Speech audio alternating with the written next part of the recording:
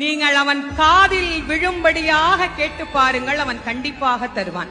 நிறைய பேர் சொல்றாங்க, நாங்களும் கேட்டுட்டு தாங்க இருக்கிறோம், எங்களுக்கு அவன் கொடுக்க மாட்டேங்கிறான் அப்படின்னா, இறைவன் வெளியிலிருந்து நாம் கொடுக்கின்ற எந்த பொருளையும் தனக்கென ஏற்றுக்கொள்வதில்லை.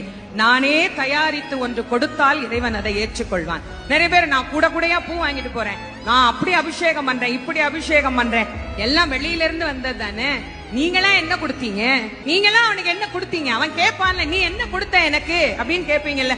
இல்ல இதெல்லாம் நான் தான் கொடுத்தேன்னு சொல்றதுக்கு என்ன சாட்சி? நான் காசு கொடுத்தா யார் வேணா கொடுப்பாங்க, தேங்காய் காசு கொடுத்தா வாங்கலாம், பழம் காசு கொடுத்தா வாங்கலாம், சக்கரை பொங்கல் காசு கொடுத்து செய்யலாம், இதெல்லாம் காசு கொடுத்து வர்ற பொருள்.